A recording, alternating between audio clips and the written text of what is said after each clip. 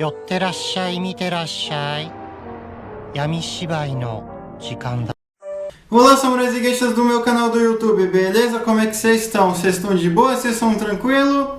Então tá tudo bem. Primeiramente, recado rápido, recado básico. Segue lá no Insta, eu faço votação ou eu aviso qual vai ser o vídeo.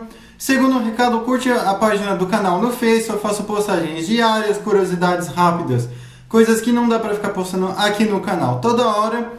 E por último, mas não menos importante, eu vou deixar tanto aqui no card quanto na descrição o vídeo sobre a verdadeira sobrevivente do Khmer Vermelho e entre outras análises de filme, beleza? Então, sem enrolação, hoje nós vamos fazer a análise de um filme chamado Primeiro Mataram Meu Pai. E esse filme é um filme autobiográfico, histórico e com algumas partes de guerra, baseado no mesmo livro, né? Baseado no livro com o mesmo nome, Primeiro Mataram Meu Pai, escrita pela Long Ung, ou seja, a própria pessoa que sobreviveu ao Khmer Vermelho. E, bem, isso vai pesar na análise no final, sim. É sempre bom deixar isso claro. E, bem, o filme, ele não é um filme 100% Khmer, né? Tipo, ele é um filme Khmer, mas quem dirigiu ele não foi ninguém mais, ninguém menos que Angelina Jolie. E isso faz com que o filme não seja um filme 100% Khmer, apesar de ser gravado no Camboja, com atores cambojanos. Enfim, vamos lá. De início, né, o filme ele já nos introduz, né, com o contexto, né, do final da Guerra do Vietnã, com principalmente a Operação Earth Cake, que foi quando os americanos começaram a bombardear o norte do Camboja, acusando eles de esconderem vietnamitas lá, quando isso nunca aconteceu. Depois, né, a imagem vai se distanciando e vemos o reflexo da protagonista na TV, olhando aquilo meio sem entender nada.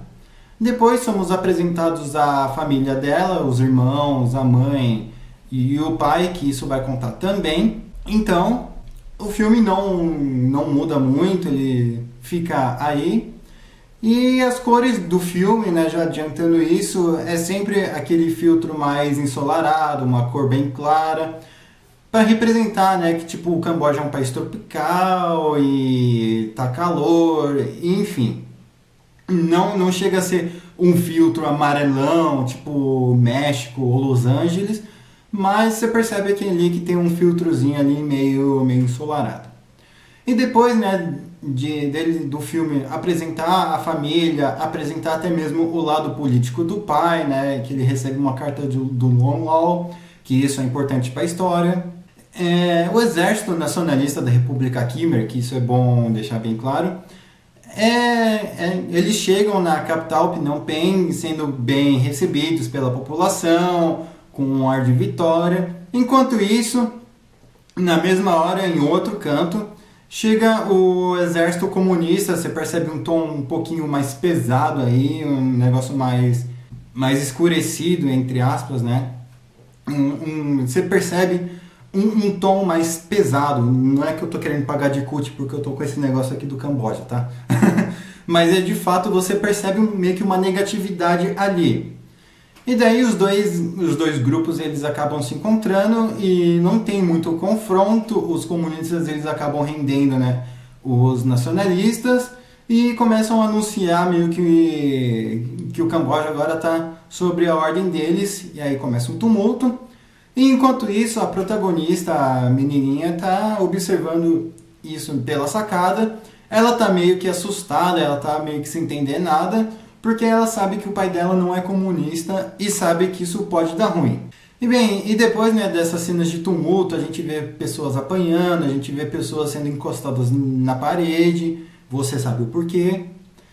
E tem a grande caminhada, né, que foi uma caminhada de 3 dias para o oeste do país, mais perto da fronteira do Vietnã, onde algumas famílias, né, tipo, elas eram obrigadas a se afastar dos grandes centros urbanos e ir para os campos. E isso mostra muito bem, tipo, mostra aí, como vocês estão vendo, meio que a protagonista meio que olhando para um outro lado, dando um destaque, como se ela não estivesse olhando para frente, como se ela não quisesse olhar para frente, né? Falando, tipo, não querendo aceitar a nova vida que ela vai ter.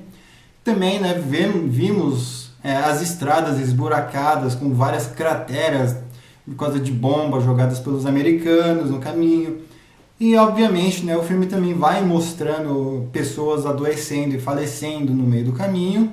E, enquanto isso, né, ela vai caminhando, o filme vai nos introduzindo devagar a essa mudança que ela tem de vida. Então, tipo, no começo ela tá numa cidade, depois ela tá dormindo na rua, literalmente, depois ela tá indo dormir numa casinha de interior, depois ela finalmente chega ao campo. E isso tem um grande contraste na vida dela, tem uma mudança na aparência, tem muitas coisas que você percebe que ela não tá bem e aquilo não era para ter acontecido.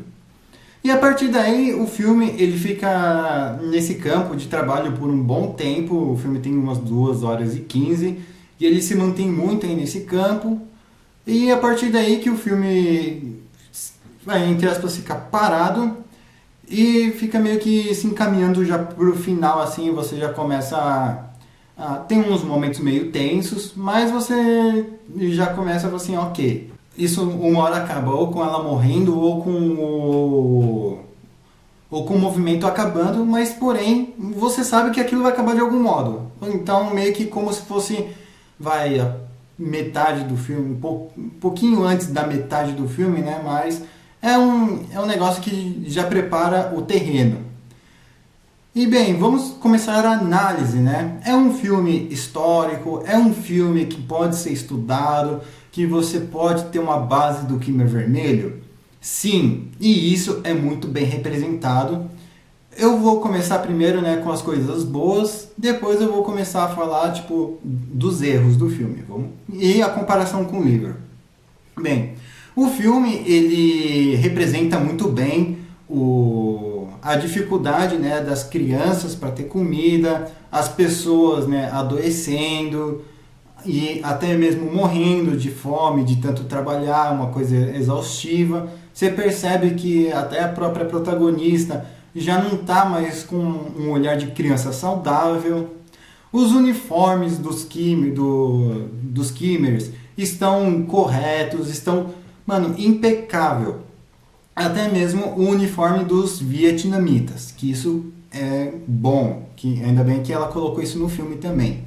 Sem contar que o treinamento, tipo, das crianças com armas, ensinando a fazer armadilha, ensinando a jogar bomba, a plantar mina. Enfim, isso aí tá tudo correto, sem nenhum erro, inclusive a guerra final, né, que eu pensei que não ia ser mostrado e acabou que não foi bem um grande plot twist, que eu já fiz vídeo sobre essa guerra então, né? E aliás, eu já fiz vídeo porque eu assisti o filme e eu preciso falar desse movimento ideológico chamado Khmer Vermelho. E sem contar que até a própria Lung aparece no final do filme, né, com os irmãos dela, ela atualmente, entre aspas. Então isso foi muito bom, né? Foi legal a Jolie ter colocado a Lung no filme. E até aí tudo perfeito, tipo, ok, isso não tem o que reclamar. Mas e qual foi o erro? O que faltou no filme? Bem, no livro você tem muito mais detalhes. Você tem detalhes de como que era o pai, os irmãos, a mãe. E a Jolie, infelizmente, acabou errando ao escolher uma atriz para mãe. E no livro, né, a Lung, ela descreve a sua mãe como pele branca, nariz fino, boca fina, uma aparência mais chinesa. E no filme ela não tá tipo assim, ela tá muito mais como uma moça do Camboja mesmo. Um nariz largo, boca larga, a pele um pouquinho mais escura. E também, tipo, no filme, o Pol Pot, ele não é tocado em nenhum momento. Em nenhum momento, tipo, alguém comenta sobre o Pol Pot, ou então alguém comenta sobre o líder, essas coisas. Tem muito comentário sobre o Ankar precisa de vocês. Daí você pensa, beleza, esse Ankar aí deve ser que é o ditador. E não, Ankar não é ditador não. É, entre aspas, o espírito do comunismo ali do Camboja, né? Da mitologia ali que o Pol Pot criou para poder colocar um pouquinho ali de religião para atingir essas pessoas que têm fé. Então, tipo, acredite no Ankar que o Ankar vai te salvar. Nesse esquema. Ok, eles acertaram aí nesse negócio do Ankar, mas, como eu disse, né? Eles mencionaram No Law, ótimo, mas esqueceram do Pol Pot, um quadro, um comentário, alguma coisa do tipo. O filme, ele acaba enrolando muito no campo, né? Tipo, legal, mostra as atrocidades, mostra o trabalho no campo, mas e aí? Sabe, o filme ficou enrolando muito, e o que deu a entender também, né, é que a guerra deles contra o Vietnã simplesmente aconteceu assim, da noite pro dia, literalmente. Beleza, já tinha os comentários, não, os vietnamitas vão atacar, não, que eles vão atacar. Só que nem sequer tinha algum vietnamita antes disso, sabe? A Jolie poderia ter colocado pelo menos um refém do Vietnã ali, ou então algo que desse a entender mais explícito que o Vietnã estava em conflito fronteiriço com o Khmer. E no livro também, né, ela diz que ela não simplesmente saiu do Camboja e já foi para os Estados Unidos. Ela saiu do Camboja de barco, sofreu um ataque no barco, né, por piratas, um marinheiro quase morreu. E aí sim que ela conseguiu chegar na Tailândia. O filme ele tem 2 horas e 15, 2 horas e 17, então a Jolie poderia ter abordado, né, essa questão aí, sei lá, de mostrar ela pelo menos indo pegar um barco e dando alguma coisa ruim, ou então ela pegar o barco, meio que dar um time skip e aparecer ela desembarcando na Tailândia, com algum porto tailandês, só para entender que ela realmente saiu do Camboja e que ela não ficou no Camboja a vida inteira durante a República Popular do Camboja. E enfim, sabe, é um negócio que poderia ter colocado ali, poderia ter tirado alguns minutinhos ali das cenas dos campos e ter colocado isso para entender que, ufa, ela saiu do Camboja viva, ela saiu bem.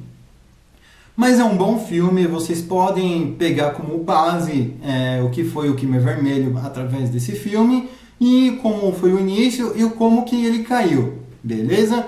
Eu recomendo que vocês assistam esse filme, talvez deve ter algum serviço de streaming online, caso não tenha é fácil de achar.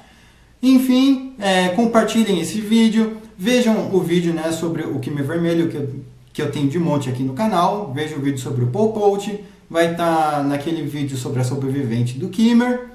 Falou e fui!